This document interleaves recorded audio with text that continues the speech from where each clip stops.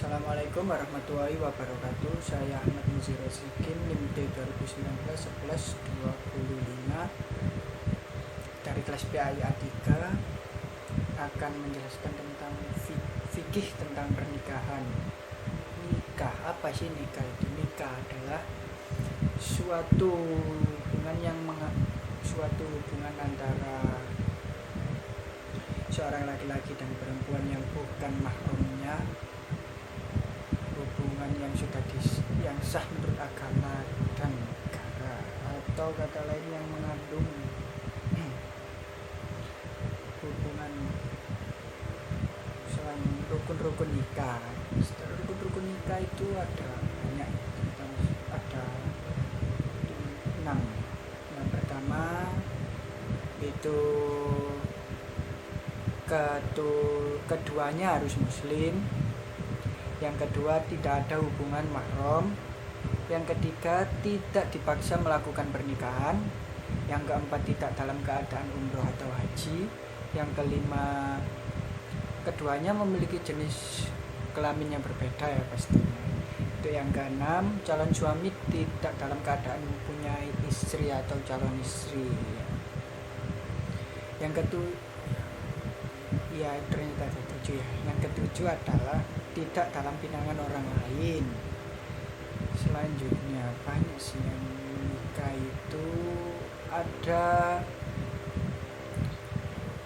itu pengertian. Selanjutnya mengenai rukun tadi, terus kemudian ini membahas tentang yang wanita yang tidak boleh hukum nikah. Hukum nikah itu asal nikah dalam mubah. Sebagian ulama hukum asal nikah dalam mubah artinya boleh dikerjakan, boleh ditinggalkan. Meskipun demikian, ditinjau dari segi kondisi orang yang akan melakukan pernikahan, hukum nikah dapat berubah menjadi sunnah, wajib, makruh atau haram. Nikah yang hukumnya sunnah, yaitu adapun nikah yang hukumnya sunnah bagi orang yang mampu memberi nafkah dan berkehendak untuk nikah. Selanjutnya, nikah yang hukumnya makruh adalah hukum nikah menjadi makruh apabila orang yang akan melakukan perkawinan telah mempunyai keinginan atau hasrat yang kuat, tetapi ia belum mempunyai bekal untuk memberi nafkah tanggungannya ya nikah menafkahi istrinya untuk calon suami, untuk suami. Selanjutnya, nikah yang hukumnya haram nikah menjadi haram bagi seorang yang mempunyai niat untuk menyakiti perempuan yang dinikahinya dan apabila perempuan tersebut adalah mahramnya. Kemudian hikmah dari munakahat adalah kata lain dari nikah, yaitu pernikahan dapat menciptakan kasih sayang dan ketentraman, pernikahan dapat melahirkan keturunan yang baik, dengan pernikahan agama dapat terpelihara, pernikahan dapat memelihara ketinggian martabat seorang wanita, pernikahan dapat menjauhkan perzinahan. Tentang syarat dan rukun tadi sudah. Selanjutnya tentang perwalian. Urutan wali sebagaimana telah dinyatakan di atas bahwa wali dalam pernikahan adalah seorang muslim yang mempunyai hubungan nasab yang memberikan izin pernikahan calon pengantin wanita yang di bawah perwaliannya. Yang disebut dengan wali nasab: 1. Kelompok laki-laki garis lurus keturunan ke atas ayah, kakek dari pihak ayah dan seterusnya. Yang kedua, saudara laki-laki kandung atau saudara laki-laki seayah. Yang ketiga, kerabat paman, saudara kandung atau ayah, saudara kandung ayah. Yang keempat, saudara laki-laki kandung kakek atau saudara laki-laki seayah kakek.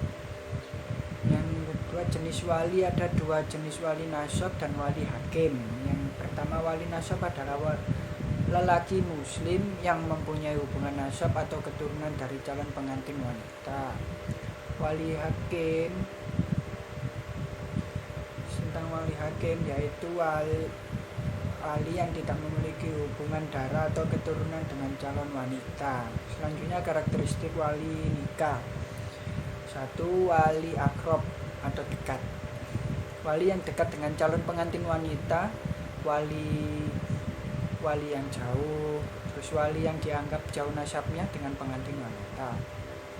Wali mujbir, seorang wali yang berhak menikahkan orang yang diwakilinya tanpa meminta pendapatnya dahulu. Selanjutnya wali ad'ol, wali yang keberatan menjadi wali pengantin wanita karena sebab keberatan atau enggan terhadap status calon pengantin prianya.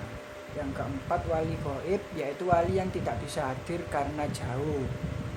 Yang kelima wali yang menikahi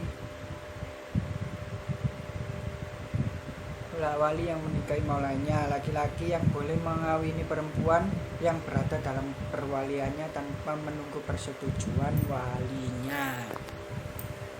Selanjutnya adalah al-muharramat. Al-muharramat adalah istilah lain dari wanita yang haram dinikahi oleh seorang laki-laki. Ya, ada banyak contohnya karena itu, seperti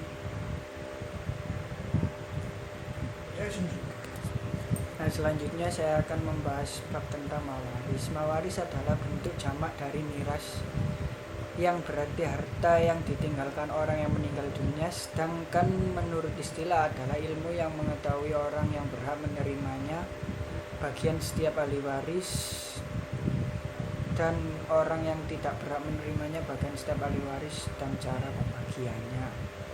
Sebab terjadinya warisan dan pengharamnya. Satu, yang pertama, sebagian ahli waris berangkat jauh dari domisili semula hingga menyulitkan pembagian harta warisan tersebut. Yang kedua, sebagian ahli waris kerepotan menanggulangi pihak-pihak ketiga yang mencoba untuk mempermasalahkan atau memperkeruh suasana yang merasa tidak adil. Yang ketiga, ahli waris khususnya mantan istri mawaris akan menikah kembali dengan laki-laki lain yang telah memiliki keturunan, tetapi beberapa tahun kemudian hasil pernikahan mereka menambah beberapa anak lagi. Gitu.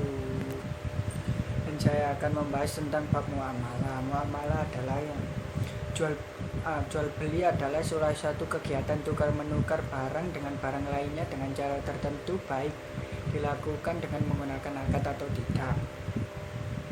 Rukun jual beli: 1. Penjual dan pembeli. 2. Uang dan benda yang dibeli. 3. Lafaz atau ijab kabul. Selanjutnya membahas tentang riba. Riba adalah suatu yang bertambah dari pokoknya, ya, seperti mengambil keuntungan secara berlebihan itu. Yang kedua, syirkah merupakan pencampuran secara syarak, adalah ungkapan dari ketetapan hak terhadap sesuatu harta yang satu bagi dua atau lebih dari sisi usaha dagang. Yang ketiga, mudharabah, secara bahasa kirot, potongan, berjalan, bepergian. Namun secara istilah yaitu akad antara pemilik modal dengan pengelola modal tersebut dengan syarat bahwa keuntungan diperoleh dua belah pihak sesuai jumlah kesepakatan. Yang selanjutnya, ijarah adalah secara bahasa ganti atau upah, sedangkan menurut istilah suatu jenis akad untuk mengambil manfaat dengan jalan penggantinya. Yang selanjutnya, ariyah diambil dari kata ta'awur yang berarti datang dan pergi atau saling menukar dengan mengganti. Yang lazim disebut pinjam meminjam, ya, seperti barter gitulah.